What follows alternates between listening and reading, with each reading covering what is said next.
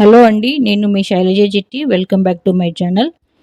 ఈరోజు వీడియోలో ఈజీగా అండ్ సాఫ్ట్గా మల్టీగ్రెయిన్ రోటీ ఎలా చేయాలో తెలుసుకుందాం. ఈ మల్టీగ్రెయిన్ రోటీ వల్ల శరీరానికి అవసరమైన పోషకాలు అంది బరువు నియంత్రణలో ఉంటుంది, జీర్ణక్రియ మెరుగుదల బాగుంటుంది, అలాగే షుగర్ లెవెల్స్ కూడా పెరగకుండా ఉంటుంది.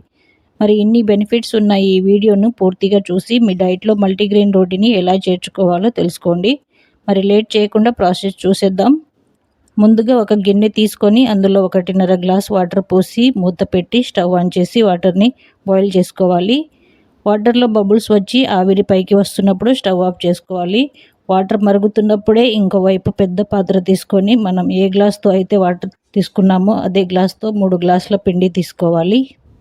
ఇక్కడ నేను 1 గ్లాస్ జొన్న పిండి, 1 గ్లాస్ రాగి పిండి, 1 గ్లాస్ సజ్జ పిండి 3 గ్లాసులు తీసుకుంటున్నాను. మీకు నచ్చినట్టు తీసుకోండి, అన్నీ ఈక్వల్గానే ఉండాలని ఏమీ లేదు. నేను పిండి వేరువేరుగా పట్టించాను ఈసారి. ఒక్కొక్క దానితో ఒక్కొక్క వెరైటీస్ చేస్తూ ఉంటాం కదా అప్పుడప్పుడు, అందుకని. మీరు కావాలంటే రాగి, జొన్న, సజ్జలు అన్నీ కలిపి పిండి చేసుకున్నా పర్వాలేదు. అండ్ ఇందులో గోధుమ పిండి, కొర్రలు కూడా కలుపుకోవచ్చు. ఇప్పుడు మరుగుతున్న వాటర్ని పిండిలో కొంచెం కొంచెంగా పోస్తూ కలుపుకోండి. పిండిని ఒక గంటతో ఇలా కలిపేసుకోండి. పిండి చల్లారిన తర్వాత చేత్తో పిండి మొత్తం ఒక సైడ్కి చేసుకోండి. పిండి కలిపేటప్పుడు కొంచెం జాగ్రత్తగా కలుపుకోవాలి. మనం చేసే రొట్టె మొత్తం మనం కలిపే పిండి మీద ఆధారపడి ఉంటుంది, అందుకని మంచిగా కలుపుకోవాలి. మరీ లూజ్గా కాకుండా మరీ గట్టిగా కాకుండా మీడియంగా కలుపుకోవాలి. లూజ్ కాకుండా చూసుకోండి. లూజ్ అయితే పిండి కొంచెం యాడ్ చేసుకోవచ్చు, కానీ పిండి వేడిగా ఉన్నప్పుడు మాత్రమే యాడ్ చేసుకోవాలి, లేదంటే కొంచెం గట్టిగా అయిపోతాయి రొట్టెలు.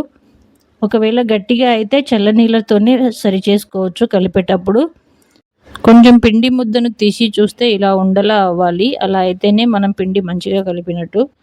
పిండి కలిపేసుకున్న తర్వాత ఒక గిన్నెలో కొన్ని మంచినీళ్ళు పోసి పెట్టుకోండి. పిండిని పిసికేటప్పుడు చేతిని తడి చేసుకోవడానికి వీడియోలో చూపిస్తున్నట్లు పిండిని ముందుకి వెనుకకి బాగా పిసికి అప్పుడు రౌండ్గా చేసుకోండి. ఆ తర్వాత ఒక ఆయిల్ కవర్ లేదా ఇలాంటి కవర్ ఒకటి రౌండ్గా కట్ చేసుకోండి. అలాగే ఇలాంటి ఇంగువ బాటిల్ ఒకటి తీసుకోండి. ఇంగువ తీసుకుంటే ఇలాంటి బాటిల్ వస్తుంది. బాటిల్కి కొంచెం ఆయిల్ అప్లై చేసి ఇలా రౌండ్గా ఒత్తుకోండి. మీకు చిన్న సైజు రోటీ కావాలి అంటే పిండి కొంచెమే తీసుకొని చిన్న సైజు చేసుకోండి. మీరు 2-3 సార్లు చేస్తే ఈ రోటీ చాలా ఈజీగా వచ్చేసుకోవచ్చు.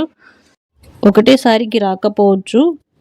ఆల్రెడీ కొంచెం రోటీస్ చేయటం తెలిసిన వాళ్ళకైతే ఈజీగా వస్తుంది. రోటీ ఒత్తుకున్న తర్వాత ఇప్పుడు తీసి బాగా వేడిగా ఉన్న తవ్వ పైన వేయాలి. మనం రోటీ ఒత్తుకుంటున్నప్పుడే ఒక సైడ్ స్టవ్ ఆన్ చేసి తవ్వ పెట్టుకోవాలి. హై ఫ్లేమ్లోనే ఉంచి రోటీ వేసుకోవాలి బాగా హాట్గా ఉన్నప్పుడు. ఒకవైపు కాలి తవ్వ రోటీ వదులుతున్నప్పుడు ఇంకోవైపుకు తిప్పుకోవాలి. అండ్ ఫస్ట్ వేసిన రోటీ పొంగకపోవచ్చు, రెండో రోటీకి పొంగుతాయి రొట్టెలు. అప్పటికి తవ్వ కొంచెం మంచి హీట్లో ఉంటుంది కాబట్టి ఇంకో వైపుకు తిప్పినప్పుడు గ్యాస్ని మీడియం ఫ్లేమ్లో పెట్టుకోండి. బ్యాక్ సైడ్ మరీ కాలకుండా ఉంటుంది. అండ్ మంటను అడ్జస్ట్ చేస్తూ కాల్చుకోవాలి. రోటీ కాలేలోపు ఇంకో రోటీ రెడీగా చేసుకోవాలి. ఇలాగే అన్ని రొట్టెలు చేసుకోవాలి. అంతేనండి. ఇలా చేసిన రోటీ పప్పుతో, కర్రీతో, దేనితోనైనా తినొచ్చు. సూపర్గా ఉంటుంది. ట్రై చేయండి.